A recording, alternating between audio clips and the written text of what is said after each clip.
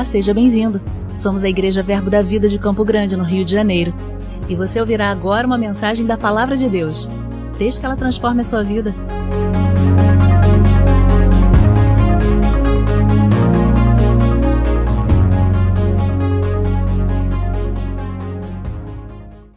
Glória a Deus. Boa noite, querido. Glória a Deus. Você está aí? Glória a Deus. Passando um breve testemunho para vocês. Nós, como você sabe, a igreja de Campo Grande me enviou para que pudesse dar aula lá em Angola. Quando nós temos escolas bíblicas e remas em outros países, esses países eles não têm uma escola, eles não têm por condição própria de trazer ministros de outros países. Não tem como uma escola pagar a viagem internacional. Então, tanto o rema no Japão, o rema em Londres, o rema em Portugal, em Angola, há uma parceria de igrejas que o ministério entende que podem fazer esse investimento, e essas igrejas elas enviam os seus professores para aquele lugar, para que possa ser dado a aula lá de acordo com a matéria. Como a matéria desafiadora para dar em Angola era a família cristã, eis aqui o que foi solicitado, amém? E posso dizer a você que eu contei com as suas orações lá, porque é uma cultura muito diferente, e você tratar sobre família com a diferença de cultura não é tão simples. Mas houve graça, houve favor, e eu creio que a palavra foi levada naquele lugar, amém? Eu também estive lá como pastor de Samuel e Kaline, e por conta disso, cuidando mesmo deles. Eu não sei se você tem essa noção, mas quando uma igreja envia um missionário, o missionário não necessariamente naquela igreja, naquele local onde ela está, nem sempre ele vai ser pastoreado naquele lugar, não pela ausência do pastor, mas porque normalmente ele vai para trabalhar, para ajudar. Então lá mesmo em Angola, o pastor Júlio, que é um pastor angolano, ele está há 2 anos apenas no ministério, iniciando um ministério à frente da igreja e com muitas demandas. E é meio natural que o missionário vá mais para servir do que para ser servido. Então foi um tempo precioso onde eu pude estar apacentando o Samuel e a Kaline, e a gente conversou como missionário, conversei com ele, conversei com o pastor dele, fizemos negociações, porque onde eu vou eu faço alguma negociação, isso é fato. E negociamos algumas coisas do valor, né, do nosso missionário. É muito importante, querido. Eu vi lá, quando eu cheguei em alguns lugares onde tinha outros missionários que não têm contato com o seu pastor, eles ficaram assim, era quase tirando meu sangue com uma agulha direto. Porque há essa necessidade de ser pastoreado. Eles estão lá dando a vida mesmo. Sabe, eu conversei com Samuel e eu falei, Samuel, e ele me contou os problemas que havia naquela nação. E ele começou a dizer, não, porque o povo tem essa característica, tem esse cuidado, a gente passa problemas com isso, com aquilo. Eu falei, mas Samuel, é tanto problema, tanta situação que você tem, e por que você está aqui? Ele falou, pastor, eu não sou apaixonado pelo povo, eu amo o povo. Paixão é cega, eu sei as questões que eles vivem, mas eu amo eles assim mesmo. E eu estou aqui por amor, não é por paixão. Então, eu gostei muito da resposta dele, porque não faz com que ele não veja as situações que tem lá, mas, embora tenha essas situações, ele decidiu abrir mão da própria vida para estar lá servindo. Queridos, não é uma vida, graças a Deus, ele tem o amparo da nossa igreja, e é o que sustenta ele lá, né? Ele ainda não tem um sustento local, o sustento dele é o nosso, é o que nós damos lá para ele. Graças a Deus, o nosso dinheiro lá tem mais valor, né? E ele consegue fazer algumas coisas, entre eles alugar um apartamento, né? Anda com o carro que a gente pôde dar para ele e supra as necessidades, mas é uma vida bem diferente da nossa. Lá em Angola, eles não têm a saúde e educação, é bem abaixo, bem inferior à nossa, saúde e educação pública. Então, para você ter ideia, eu passei por um hospital público, onde tinha muitas pessoas acampadas na frente, e eu perguntei, o que são essas pessoas? São os familiares, porque eles precisam ficar aqui para levar comida para os doentes, porque o hospital não fornece. Então, a gente está falando de pobreza verdadeira, né? A gente está falando de situações bem graves. E a escola pública também é muito deficiente, e não tem tantas vagas assim. Então, são situações bem diferenciadas do que a gente vive. No final do culto, Nós vamos ter um ofertório especial, por exemplo, para vacinação do Samuelzinho, porque diferente daqui do Brasil, que você toma quase todas as vacinas de forma pública, lá é tudo particular e caro, um valor alto. Então, eles precisam juntar mesmo dinheiro para pagar essa vacinação. Queridos, deixa eu dizer uma coisa, não tem outra explicação. Porque se o Samuel estivesse aqui com a gente, ele seria um pastor auxiliar, com certeza. Ele estaria de tempo integral e vivendo uma vida confortável aqui com a gente. Samuel é muito útil e muito habilidoso, um chamado ministerial nítido. Ele estaria sentado nessa cadeira aí acolchoada que você está e estaria vivendo uma vida confortável aqui. Mas ele foi para lá porque ele tem algo no coração dele. Não pense que tem nenhuma vantagem pessoal, não tem. Vantagem pessoal não tem nenhuma. É realmente o desejo de atender a um povo. Amém? Eu voltei de lá bem animado com o que nós podemos fazer. Agora, o lado bom da coisa, queridos, é que eu nunca tive tanta consciência do que é ser embaixador de Cristo do que depois que eu pisei lá. Porque, deixa eu dizer para você como funciona. Como eu não tenho nenhum dado científico para dizer isso, mas eu percebo pelos lugares que eu ando, inclusive no Brasil, que aonde houve colonização portuguesa, a gente tem algum problema com lixo, né? Se você for na parte da Bahia, onde foi colonização portuguesa, aqui no Rio de Janeiro, colonização portuguesa, lá em Angola, colonização portuguesa, embora Portugal seja muito limpo, esses lugares são muito sujos. Eu não sei qual o motivo dessa coincidência, mas talvez alguma coisa ligada ao serviço escravo, que fez com que catar lixo e tirar lixo começasse a ser um serviço vergonhoso. Então, assim como no Rio de Janeiro, eles abrem o vidro do carro e jogam lixo para fora, como a gente vê aqui. Só que aqui a gente tem um serviço público que vem limpando a sujeira que o carioca faz. E lá o serviço público não é tão eficiente. Então a gente vê muito lixo na rua, muito lixo. Tirando os lugares que são ricos realmente, porque lá quem é rico, quem é pobre, não tem meio termo muito não. Mas tirando esses lugares a gente vê muito lixo.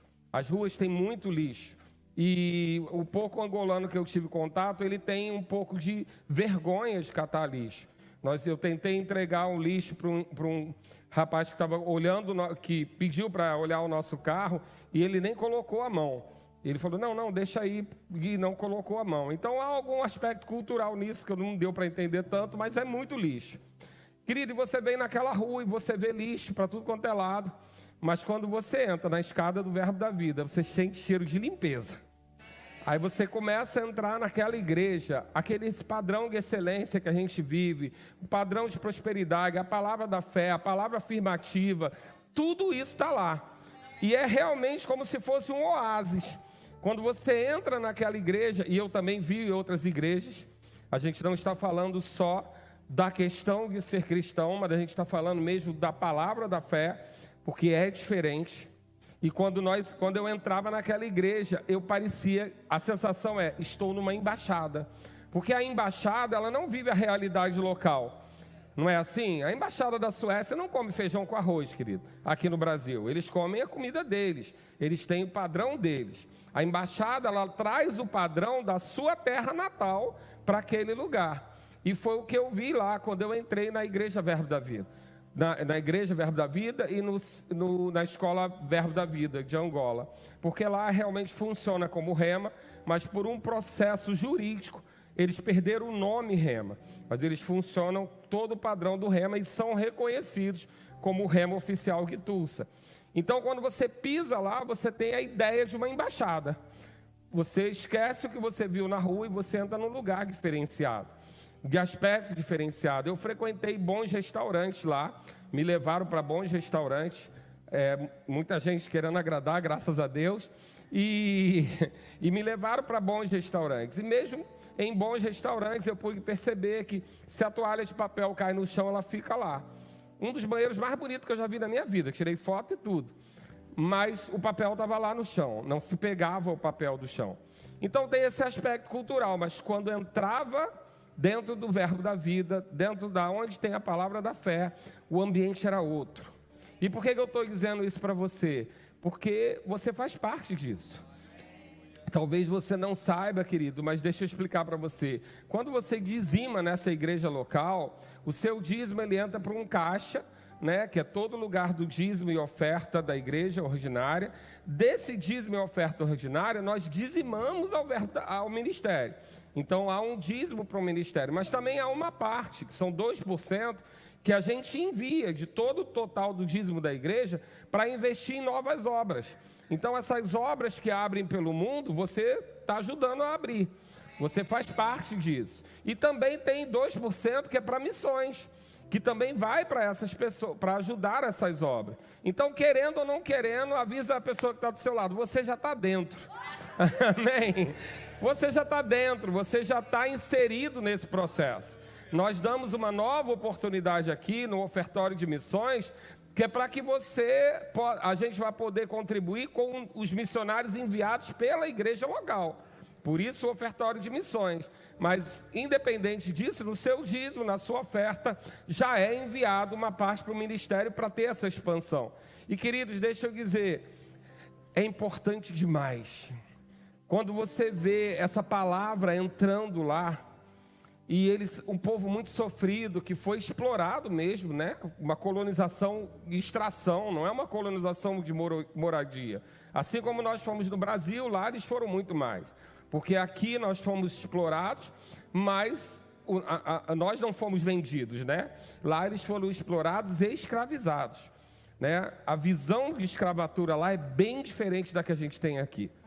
A história da escravatura lá é bem diferente da que a gente ouve aqui. Então, eles sofreram muito, foram extraídas muita coisa dele, inclusive a sua cultura, a sua dignidade, muita coisa foi extraída. Mas sabe, queridos, aonde a palavra chega, é impressionante a mudança de mentalidade, de comportamento, de palavreado, tudo é diferente. Lá existe a Igreja Verbo da Vida, mas a Igreja Verbo da Vida lá, através da Escola Bíblica Verbo da Vida, ela tem parcerias com outros pastores. E esses pastores vão lá na escola, aprendem a palavra da fé e levam para suas igrejas, num padrão de excelência, no crer como a gente crê, falar como a gente fala. Então, realmente, essa visão de embaixada, ela cresceu no meu coração. Eu entendi mais, porque eu cheguei naquele lugar, e quando você chega no aeroporto, eu fui beneficiado, porque a minha conexão foi em Paris. Então, eu fiquei 12 horas em Paris. Olha que coisa chata. E eu pude passear lá. O Guilherme, que mora em Portugal, foi lá me encontrar para a gente passear. E eu pude passear em Paris e ver a realidade parisiense. Eu fui aos lugares bonitos, não fui conhecer problema, né? Fui conhecer o lugar bonito. E fui numa rua, que é uma das ruas mais caras do mundo, que tem as melhores grifes, as melhores lojas, só carro lindo. E eu vi aquela realidade de luxo. Depois eu entrei no avião e cheguei em Luanda. E quando eu cheguei em Luanda, eles ainda estão com muito cuidado com a pandemia. Foi 1 hora e pouco para fazer teste de Covid, aquilo lotado, igual um galpão de hospital público. E eu passei por aquilo e aí a realidade já vem bem diferente. Eles têm muito luxo também. Eles têm lugares muito luxo, mas a grande realidade é bem diferente. E aí você entra naquele choque cultural, você entra naquele carro, começa a ver muita coisa diferente. E de repente, quando você entra num ambiente onde a palavra da fé é pregada, aquele oásis mesmo, aquele ambiente diferente, as pessoas diferentes, o capricho das pessoas é diferente, o cuidado, né? A angolana, ela cada dia tem um cabelo, todo dia muda. Na realidade lá eles usam aplique, peruca, muita coisa. Então eu nem conseguia lembrar quem era o aluno que eu estava dando aula, porque cada dia era uma coisa diferente. São vaidosos, mas aquilo dentro da palavra da fé é diferente. As pessoas, não é só uma beleza que se paga, uma beleza diferente. Então, querido, é para dizer para você que vale a pena.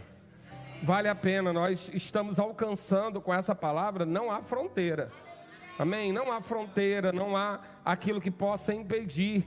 E eu falei pela manhã e quero repetir, o mais bonito do nosso ministério é porque a gente não tem um evangelismo colonizador. O Ministério Verbo da Vida, ele entra no lugar, leva a palavra, mas ele levanta pastores locais. O pastor de Angola é um angolano. Não está se forçando a cultura, se respeita. O louvor deles é o louvor do jeito deles. Eles dançam e cantam do jeito deles. Então, não se agride a cultura do povo, porque nós não estamos aqui para colonizar ninguém. Nós estamos aqui para levar a palavra e ela vai se adaptar naquilo que não fere a cultura, tudo adaptável. Então, eles têm os hábitos deles, a cultura deles, mas estão vivendo os benefícios da palavra da fé. Assim como lá em Londres o pastor é uma pessoa de Londres, e como Londres é muito diversificado, é um jamaicano, né? Mas ele é de Londres, ele é filho de jamaicano, nascido em Londres, mas não tem um pastor brasileiro lá impondo. Ele se levanta um pastor local para falar com a cultura do povo deles. Então se leva a palavra, mas não se coloniza. Queridos, eu não sei para você, mas eu não gosto de ser colonizado. Eu tenho bastante problemas com isso, é pessoal, não é doutrinário, é pessoal, mas não gosto. Eu, no meu país, eu falo português, porque eu estou no meu país. Quando eu saio, eu falo a língua que se fala lá fora, amém? Me faço entender com o meu inglês capenga, mas faço. Mas na minha língua, na minha terra, eu falo português, porque eu tenho orgulho da minha língua. E então, quando eu vejo esse respeito à cultura, eu fico com muito orgulho do nosso ministério, por ele tratar dessa maneira. Amém? Então eu queria dar essas boas notícias para vocês. Nós estamos avançando. Hoje nós colocamos também a bandeira de Portugal, porque embora o Guilherme e a Tânia não tenham sido enviados daqui, né, eles participaram aqui da igreja, fizeram a escola de ministros aqui, foram formados aqui, tiveram um pequeno desvio, mas graças a Deus voltaram para o Ministério Verbo da Vida, e eles reconhecem que essa igreja foi que levantou o ministério deles. Então eu tenho contato com ele, e ele está sendo enviado pelo ministério para abrir uma obra. Ele não está indo como uma congregação, mas como uma nova obra, numa cidade chamada Viseu, lá em Portugal. E a gente esteve junto e ele conversou, ele: pastor, eu quero que o senhor pegue junto comigo, porque o que eu aprendi é o que eu estou trazendo para cá. Então, a gente está relativamente em contato para que a gente possa dar esse apoio lá a ele também, para que ele possa avançar com essa palavra. Ele diz que lá ele é conhecido como general. Ele falou: pastor, o que eu levei daqui, lá o pessoal fica estranhando, porque tem que ficar tudo certinho, tem que ficar tudo organizado. Falei: que bom, glória a Deus. Então, nós também temos essa conexão informal com Portugal, através da vida de Guilherme, que está lá com Tânia. A gente quer realmente, na medida do possível, dar esse apoio, essa cobertura espiritual. Temos pessoas que eram aqui da igreja, que estão morando em Portugal, várias famílias que estão morando lá, e a gente anda conectado, amém? Então, nosso coração também está lá, está ligado, e em Angola, realmente, nosso coração está marcado. Eu creio que todo o investimento que a gente fez com Samuel valeu a pena e ainda pode ser feito muito mais, amém? Tem muita coisa para fazer naquele lugar, e eu creio que a palavra de Deus vai fazer realmente um estrago no que o inferno fez antes lá naquele lugar. Amém, queridos? Tem obras sociais, a obra da Baluarte é muito interessante, a obra da Jobabe, que apareceu aqui no início do culto, também é muito interessante, o trabalho que eles fazem lá, e um trabalho todo voltado para uma mudança de mente. Não só um trabalho de assistencialismo, mas uma mudança de mente. É tão incrível o trabalho deles que o que eles estão fazendo? A mensalidade para o filho estudar lá é lixo, reciclagem. Para quê? Para mudar a mentalidade do povo. Mesmo que a pessoa queira pagar, ele não aceita. Tem que trazer papelão, porque ele está fazendo com que eles entendam que não é indigno recolher o lixo. E aí eles trazem aquele papelão, ele tem um depósito daquele papelão. As crianças que estudam numa escola bilíngue, que é um luxo, eles estudam português e inglês, eles estudam na escola bilíngue e trabalham com essa reciclagem para levantar recursos para lá. E aí, com esse recurso que tem, ele tem um mini mercado, porque lá ou você compra no comércio informal ou os mercados são muito caros. Então ele está com a Jobabe abrindo um trabalho com pequenos armazéns que ele quer espalhar pelas comunidades para as pessoas pagarem um preço digno, mas comprar coisa limpa, porque na rua tudo na poeira, sujo, não sabe de onde veio, então tudo arrumadinho, as próprias crianças arrumam, e lá agora eles já fazem o pão para vender para a comunidade. É um trabalho lindo, gigantesco, sem recurso nenhum, querido, somente com a graça de Deus e a palavra da fé. Então eu realmente voltei animado para que a gente, de alguma forma ou outra, informalmente ou formalmente, se envolva nisso, aprenda com isso e, quem sabe, até traga essa visão para cá, porque existe também aqui. A gente não está num conto de fadas, né? Eu tenho pessoas aqui na igreja que trabalham com educação e a gente vive algumas coisas de miséria, ainda aqui no Rio de Janeiro. Então eu creio que lá ou aqui a palavra da fé vai chegar, vai alcançar e vai salvar pessoas. Amém? Glória a Deus. Então, e como é um culto de missões, eu queria te dar essas notícias. Se você não chegou cedo, passou aqui um relatório da viagem, depois você vê na internet. Mas eu queria te dar essas notícias porque eu creio que o que Deus tem feito no nosso meio tem sido algo nos preparando para algo maior. Amém? Eu falei aqui já alguma vez sobre a diferença que há entre ministério e missões, né? De forma didática, não doutrinária, mas de forma didática, a gente vai entender que ministério é para o corpo de Cristo. Os 5 dons ministeriais, eles foram levantados para a edificação da igreja. Então quando nós tratamos do ministério, não só dos 5 dons, ministério de socorro, todo o trabalho na igreja, ela é para a edificação do corpo. E quando nós falamos de missões, nós estamos falando de ganhar o mundo. Nós estamos falando da igreja para fora. Então, nós temos o nosso ministério, que é a igreja local, cuidar do corpo de Cristo, cuidar do cristão, cuidar do crente, preparar ele, mas nós fazemos daqui uma sala de treinamento. Porque é mais fácil, querido. Aqui dentro é mais fácil você lidar com a diferença. Aqui dentro é mais fácil você lidar com os temperamentos, com as realidades. Nós somos muito diferentes, mas estamos reunidos num propósito. Então nós ensaiamos aqui para quando a gente for para o mundo, a gente não for envergonhado. Porque quando chegar lá fora, a gente vai pisar no pé do ímpio e ele tem direito de xingar. Porque ele é ímpio. Nós não podemos, mas ele pode. Eu, quando olho na internet algum bate-boca que a gente tem visto com frequência, eu fico achando curioso, porque, querido, o mundo pode falar o que quiser. A gente é que não pode. Amém? Eles estão no mundo e eles podem falar a linguagem do mundo, mas nós não, nós somos igreja. Nós temos que manifestar o amor de Cristo. Então é diferente. Então temos ministério e temos missões. E hoje eu quero falar um pouquinho sobre essa missão que a gente recebeu do próprio Jesus Cristo. E que missão é essa? Eu quero tratar como Jesus tratou. Lá em João 17, se você puder abrir. Lá em João 17, Jesus vai fazer uma declaração.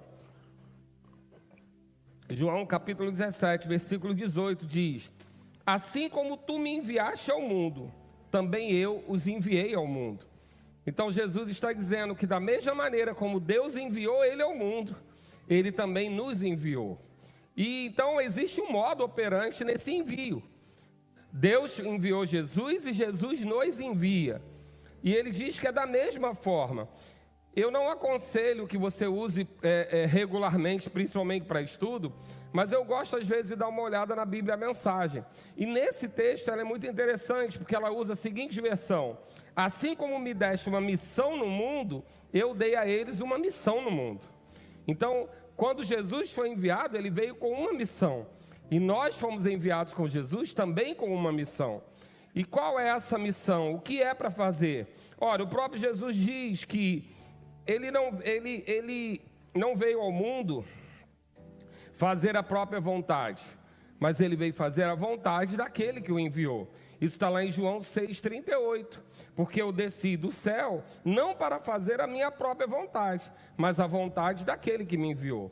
Bom, se Jesus foi enviado por Deus e nos enviou da mesma forma, nós viemos fazer a vontade de quem? A vontade daquele que enviou Jesus. Porque Jesus não falou da vontade dele, mas da vontade daquele que o enviou. Então nós temos a mesma missão que Jesus tinha. Porque Deus Pai enviou Jesus e deu a ele uma missão. E Jesus não nos deu uma nova missão. Jesus só simplesmente nos enviou com a mesma missão que ele recebeu. Então, fiz confusão? Não. Ficou tudo bem? Então, nós fomos enviados ao mundo com a mesma missão que ele. E você pode perguntar, mas que missão é essa? Abre lá comigo em João 6. João 6, versículo 38. Diz, porque eu desci do céu não para fazer a minha própria vontade, e sim a vontade daquele que me enviou. E qual é a vontade daquele que enviou? Ele diz no 39, porque a época do mistério acabou, amém? A Bíblia é clara e ela mesmo se explica. E ele diz, e a vontade de quem me enviou é essa, que nenhum eu perca de todos os que me deu. Pelo contrário, eu o ressuscitarei no último dia. Mas ele não para aí, ele diz, de fato, a vontade do meu Pai é que todo homem que vira o Filho e nele crê, tem a vida eterna, e eu o ressuscitarei no último dia. Então, Jesus tem uma missão, que é fazer a vontade do Pai. Transfere essa missão para nós, a vontade ainda do Pai, e ele explica qual é a vontade do Pai. A vontade do Pai é que ninguém se perca. Sabe, queridos, quando a gente fala que Deus amou o mundo de tal maneira que deu o seu Filho para que todo aquele que nele crê não pereça, mas tenha vida eterna, às vezes a gente passa rápido demais pelo mundo. Mas o mundo que está falando ali é todo esse mundo que nós vivemos, com o ímpio e com o crente. Deus amou o mundo, e sabe, Ele amou você quando você ainda era desse mundo. Ele amou você quando você ainda era filho da desobediência. Ele amou você quando você ainda era inimigo dele. Amém? Então, quando a gente fala de missão, a gente não está falando de uma obra bonita ou de uma viagem missionária. A gente está falando de algo que foi entregue pelo próprio Jesus, que ele recebeu do Pai e passou para a igreja. Nós recebemos poder, nós recebemos a autoridade do seu nome, mas tem um propósito. Nós não recebemos tudo porque somos igreja para nós mesmos. Sabe, queridos, eu ando muito preocupado com o evangelho do eu mesmo. A gente tem ouvido muito o evangelho do eu mesmo. Para mim, eu posso, eu tenho, eu quero. Isso é importante, você é filho, e é um filho mimado. Tem mais é que ter acesso a tudo que Deus liberou para você. Mas Deus nos deu também uma missão. É muito curioso que havia um tempo aqui na igreja onde o culto de ceia era lotado, porque o culto de ceia é um dia de receber. Mas o culto de missões era vazio. E eu falava, gente, mas culto de missões é um dia de dividir tarefa, né? É mais ou menos na sua casa, né? Na sua casa você tem o almoço de domingo, onde você celebra com a família, mas vez por outra você senta à mesa para dividir tarefas, né? Então, a gente tem que ver, porque o banheiro anda sujo, quem é que vai lavar, que a gente divide tarefa. Culto de missões é um dia de dividir tarefa. E um filho maduro, ele precisa estar nesse dia. Ele precisa participar desse dia. Porque senão a gente vai viver o evangelho do eu mesmo. Deus fez para mim, eu mesmo, não importa o que ninguém pensa, eu só quero saber de mim. Não, nós temos uma missão. Jesus nos deu uma missão. E qual é essa missão? Contar para eles que Deus amou a eles de tal maneira que deu o Filho para que todo aquele que nele crê não pereça. E você pode dizer, mas eu não tenho esse chamado de falar, de pregar o evangelho, de levar o evangelho. Querido, deixa eu dizer, o evangelho se prega com a nossa vida. O evangelho se prega com amor. O evangelho se prega quando simplesmente a gente não fecha a porta, quando a gente não julga. Sabe, a gente não foi chamado para julgar, a gente foi chamado para amar. E nesse tempo que nós estamos vivendo, a gente precisa tomar cuidado com isso. Porque, querido, deixa eu dizer uma coisa para você. Quando você entrou nessa igreja, você não trouxe currículo. Alguém aqui trouxe currículo? Você fez entrevista? Alguém perguntou para você qual era o seu time de futebol, qual era o seu partido político, o que que você fazia, qual era a sua prática sexual? Não, querido, a gente não perguntou não. Porque só existe dois tipos de pessoas para Deus, os vivos e os mortos. Quem não está vivo em Deus está morto. E quem está morto tem que viver como um morto, não interessa o que o morto faz. Agora, depois que ele vem para a vida, aí a gente trata, a palavra trata. Então o aspecto nosso não é mudar o morto. A gente não está aqui para pregar para morto, para dizer morto não pode fazer isso, não pode fazer aquilo, não. A gente chama para a vida, e depois que ele vem para a vida, a gente diz como é viver essa vida. Amém, queridos? Porque quando Deus nos achou, a gente estava lá também. A gente também era filho da desobediência. Então, quando a gente fala de Deus amou o mundo, Ele não está falando do evangélico. Ele não está falando do verbiano. Ele está falando do mundo todo. Ele amou o mundo todo e entregou o seu Filho por todo o mundo. Eu sei que você tem expectativas em Deus. Eu também tenho. Mas sabe, Deus também tem expectativas em nós. Ele tem expectativas. Eu não conheço um pai ou uma mãe que não dê mais atenção ao filho problemático. Aquele filho que dá mais trabalho. Os outros até ficam enciumados, mas é comum, porque o pai e a mãe não querem perder nenhum. E um pai e uma mãe não querem perder nenhum filho. Imagina o nosso pai. Ele morreu por mim, por você, mas ele morreu pelas pessoas que estão lá fora. E se a gente for comparar e disser, mas eles fazem isso, eles falam aquilo, querido, eles têm que falar como morto.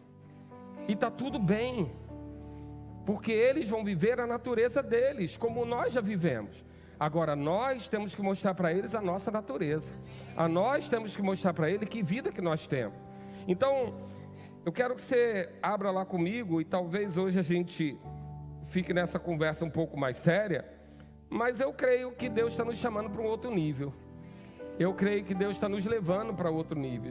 Sabe, querido, eu creio que toda oportunidade que a gente tem na vida, ela precisa ser para crescimento, mesmo que seja problema. Mesmo que seja um problema, um desafio, ela tem que nos fazer crescer. Então, se Deus está ampliando nossos horizontes, eu creio que é porque Ele tem confiado em nós. Sabe, naquele tempo que eu estive lá em Angola, não foi só Samuel e a aula, foram coisas da nossa igreja que eu pude levar para a igreja de lá, coisas que beneficiaram a igreja de lá, já como um irmão mais velho que começa a repartir aquilo que recebeu do pai. E você e eu estamos sendo chamados para esse tempo. Nós estamos vivendo um tempo, querido, nós temos uma média aqui de 15 a 20 pessoas chegando para a igreja com ficha por mês. Nós tivemos a sala hoje dos novos membros, eu mostrei aqui pela manhã, a sala cheia, quase 50 pessoas, uma igreja começando. E é só uma sala para as pessoas virem para cá. Elas estão chegando, pessoas têm se convertido quase todos os cultos. Hoje pela manhã, mais 2 meninas foram convertidas aqui. E pessoas estão chegando, um batalhão aqui recebeu o batismo do Espírito Santo. Pessoas chegando, coisas acontecendo, Deus ampliando nossos horizontes. Será que é só para a gente ficar assistindo? Não, querido. É porque chega um tempo de maturidade, onde você começa a chamar os seus filhos e dizer, vamos dividir algumas tarefas, você já está grandinho, você já está forte, já tem algumas coisas que você pode ajudar com o seu irmão caçula. Porque os caçulas estão chegando. E o que nós vamos fazer? Nós vamos amar. E como eles vão chegar? Do jeito que eles chegarem, está tudo certo. A gente não vai perguntar como eles viviam. A gente não vai perguntar como é que o morto vive, querido. Deixa eu explicar para você, não tem diferença. Às vezes a gente faz diferença entre religiões. Querido, a única religião que fala com vivo é a nossa. A gente é o único que tem um Deus vivo. O restante todo mundo fala com morto. Se é branco, se é preto, se é amarelo, fala com morto. Acende vela para morto. Não tem muita diferença. O que nós temos que fazer? Levar essa palavra para eles. Como? E como que eles vão ouvir? Se eles se sentirem amados, não se eles se sentirem confrontados. Eles precisam se sentir amados. Eu não sei como eles estão vivendo, eu não sei como eles estão se vestindo, eu não sei o que eles estão passando, e nem sei o motivo que levou eles até esse lugar. Mas, querido, nós também não chegamos aqui grande coisa. Nem ninguém perguntou quem a gente era, o que a gente fez. A gente só foi amado. Você chegou aqui, disse que queria Jesus como Senhor da sua vida, ganhou um abraço, provavelmente foi acompanhado e está recebendo. E está tudo bem. Então, nós fomos chamados para quê? Para reconciliar esse mundo. Mas isso é uma missão. Jesus nos deu uma missão. Ele deu a missão que Ele recebeu para nós. Ele já fez a maior parte. E eu quero que você abra lá comigo. Glória a Deus. Abre lá comigo em Efésios 2. Lá desde o início. Glória a Deus. Não vai dar tempo para falar tudo que está no meu coração não, mas meu coração é grande e eu prego outros cultos. Efésios 2 diz: Ele vos deu vida, estando vós mortos em vossos delitos e pecados. Ele está falando com a igreja, está falando conosco, amém? E ele está dizendo, nos quais andaste outrora, segundo o curso desse mundo, segundo o príncipe da potestade do ar, do espírito que agora atua nos filhos da desobediência. O espírito que agora atua no mundo, atuava sobre a nossa vida. Nós estávamos lá também, nós também éramos filhos da desobediência. E aí ele diz, entre os quais também todos nós andamos outrora, segundo as inclinações da nossa carne, fazendo a vontade da carne e dos pensamentos. E éramos, por natureza, filhos da ira, como também os demais. Diga comigo, éramos, por natureza, filhos da ira. Então você entendeu que quem está lá fora pode ser filho da ira? A gente é que não pode mais. Eles são filhos da ira e eles podem promover essa ira, mas a gente não. A gente está em outra condição. Nós não estamos mais nesse lugar. Nós éramos desse lugar, éramos filhos da ira, filhos da desobediência, falávamos de qualquer jeito, agredíamos as pessoas, mas hoje não. Hoje nós fomos colocados em outro lugar. E eles pararam de fazer? Não, eles têm direito a fazer, mas nós não. Nós fomos colocados num outro patamar. Nós fomos chamados para ser filhos de Deus. Nós fomos chamados para manifestar o seu amor. E diz que, no 4 diz assim: mas Deus, sendo rico em misericórdia, por causa do grande amor com que nos amou, e estando nós mortos em nossos delitos, diga, mortos em delitos. Éramos todos nós mortos. Todos nós somos mortos, separados do Espírito de Deus, em nossos delitos também. Então entenda isso, só tem morto e vivo. Não tem outra classe, não tem segmentação da história. Ah, porque é religião B, religião A. Ah, porque tem a prática sexual B, a prática sexual A. Ah, porque faz... Não, querido, é só morto e vivo. Amém? O que nós temos que fazer? Trazer o morto para a vida. E o restante, a palavra conserta. A palavra justa. Você está aqui, ninguém nunca perguntou como é que você se veste. Se você não é ministro, ninguém nunca perguntou. Ministro não, ministro é outra história. Mas ninguém perguntou. Você chegou aqui do jeito que você quis. E você vai ser recebido do jeito que você chegar. E depois, a palavra vai mudar. Tem jeito não, querido. O Espírito Santo entra contigo no teu armário, no teu quarto. Ninguém precisa falar nada não, a palavra trata. Amém? O que a gente precisa fazer? Trazer as pessoas para ouvir a palavra. Trazer a pessoa para sentir amada, para saber que ela é protegida, que ela é guardada. E depois que ela estiver no nosso ambiente, ela aos poucos ela vai mudar. E se ela berrar de vez em quando? Criança berra. E se ela fizer caquinha? Criança faz, a gente joga a fralda fora. Amém? Por quê? Porque a gente está reconciliando o mundo com Deus. A gente está agradando o nosso Pai, cumprindo a nossa missão. Amém? E ele diz aqui: estando nós mortos em nosso delito, nos deu vida juntamente com Cristo, e pela graça sois salvos, e juntamente com Ele nos ressuscitou e nos fez assentar nos lugares celestiais em Cristo Jesus, para mostrar nos séculos vindouros a suprema riqueza da sua graça em bondade para conosco em Cristo Jesus, porque pela graça sois salvos, mediante a fé, e isso não vem de vós, diga, não vem de mim. É dom de Deus, não de obras, para que ninguém se glorie. Não foi por nada que eu fiz, não foi por nada que eu sou, mas é porque Deus me amou. Ele me amou quando eu ainda estava nesse lugar. Ele me amou quando eu ainda não entendia. Ele me amou quando eu falava mal de crente. Ele me amou quando eu achava crente chato. Ele me amou quando eu não entendia muita coisa. Mas Ele me amou. E porque Ele me trouxe para o seu amor, hoje eu entendo. Mas você entende a ordem? Primeiro a gente traz. Segundo a gente ama. Terceiro, eles vão entender. Não pode inverter essa ordem. Não pode tentar enfiar na cabeça do morto o que é a sua vida. Primeiro a gente traz. Depois a gente ama. E depois a palavra transforma. Depois eles vão aprender. Depois eles vão viver. Você e eu estamos aprendendo até hoje. Você vem aqui todo domingo e todo domingo você descobre que ainda tem um negócio para ajustar.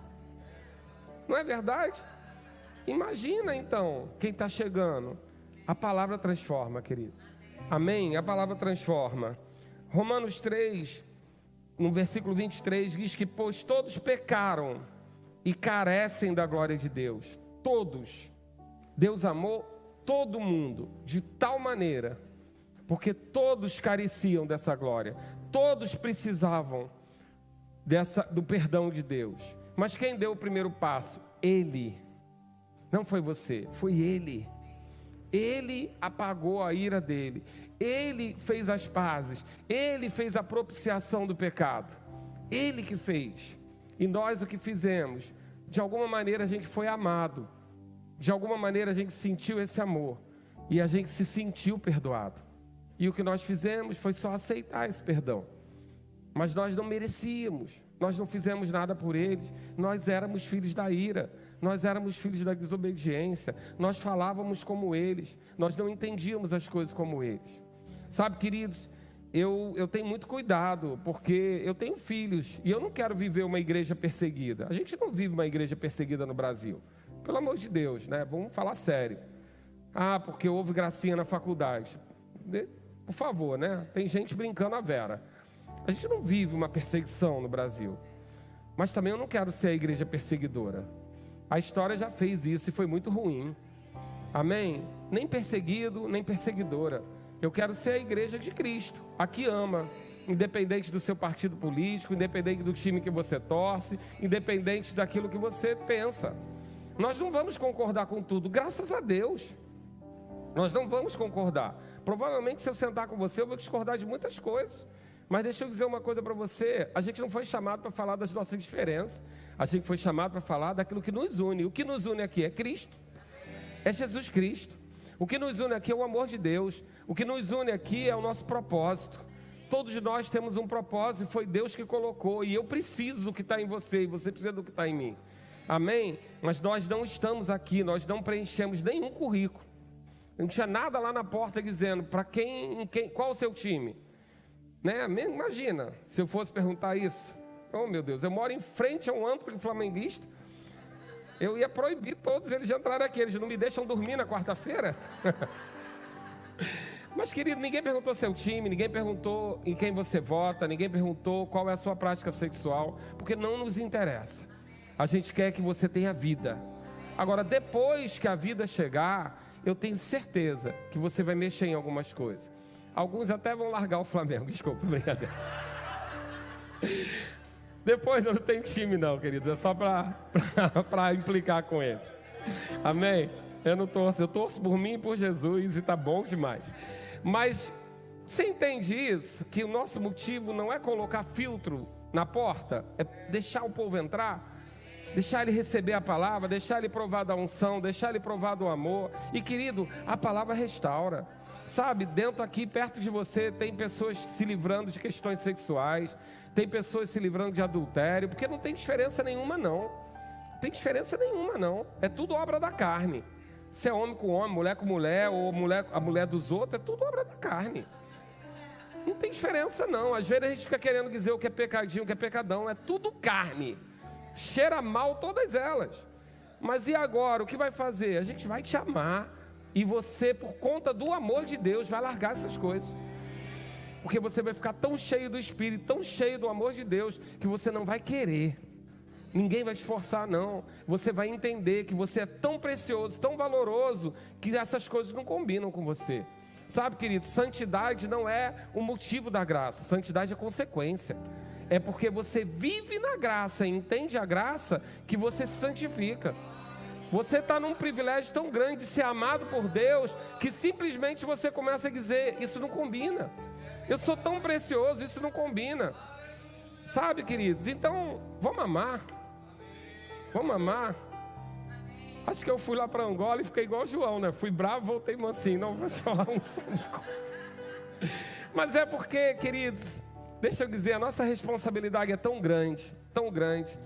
E eu creio, sabe, existem pessoas que foram chamadas para outras coisas. E eu não tenho nada contrário a isso. Mas eu entendo que o nosso foco é Jesus Cristo. Amém? E eu não vou abrir mão de que essa igreja se desvie com atenção para outra coisa. O nosso foco é Jesus.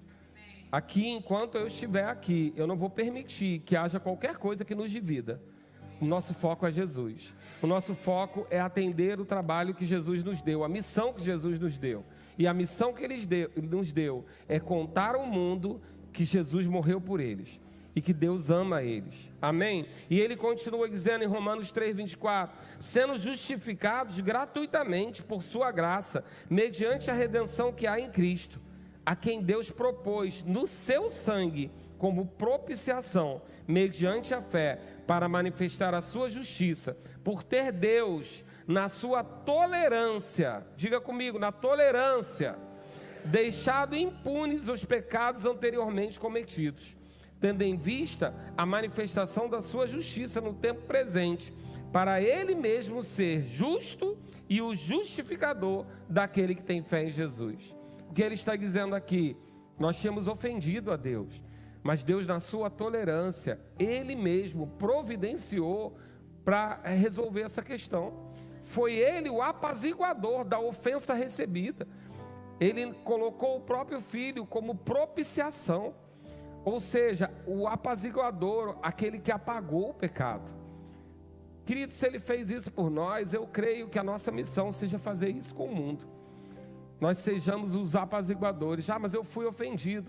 Às vezes eu converso com algumas pessoas e falo assim, eu falei, cara, mas a gente não pode fazer isso. Mas você viu o que eles fizeram? O que eles fizeram, eles fizeram. E eles podem fazer. Eles são do mundo. Mas eu e você não. Nós somos cristãos. E cristãos são reconhecidos, não é pelo poder nem pela fé. Amém, querido? Tem muitas outras religiões que têm mais fé, às vezes, até que a gente. Eu não sei no que eles creem, mas eles creem. E tem muitas religiões que manifestam poder também. Então, não a fé nem poder que nos faz cristão, mas os cristãos foram reconhecidos pelo amor, pela unidade. Primeiro dentro da igreja, porque a gente começa a amar um ao outro, nós somos diferentes.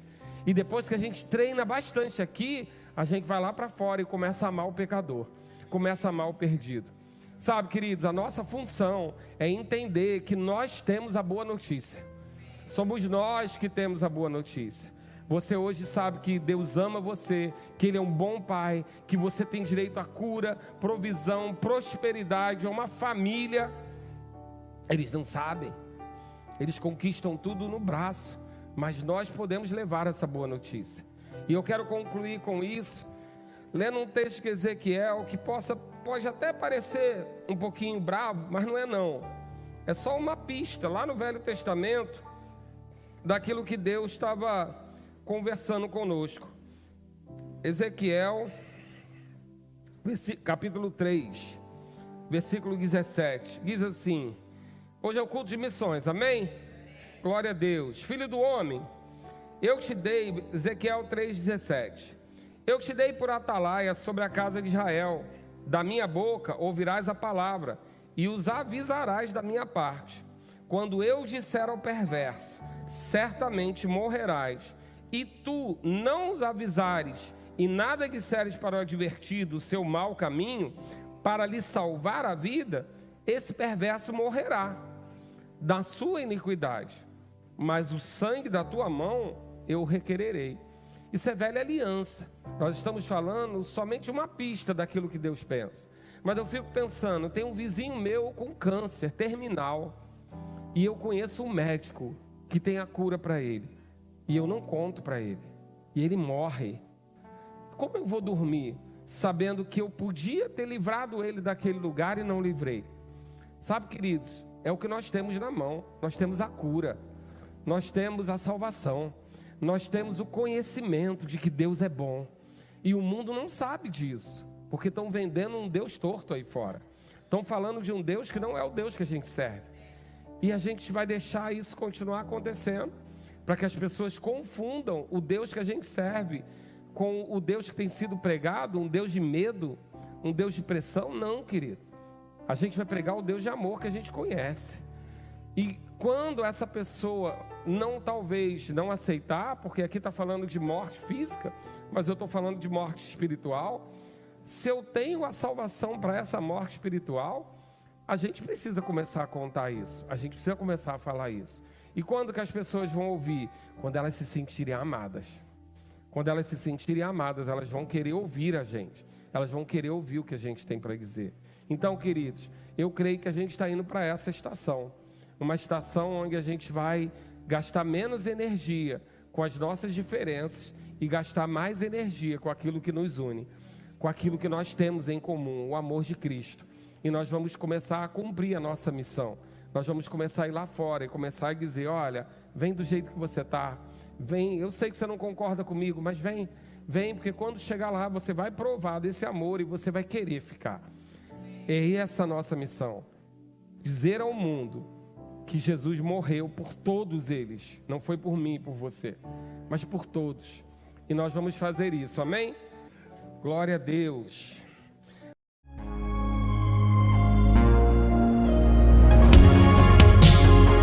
Ouça outras ministrações em nosso site verbodavida.com/Campo Grande RJ. Nos acompanhe também em nossas redes sociais, Facebook, Instagram e YouTube. Seja abençoado na prática dessa palavra.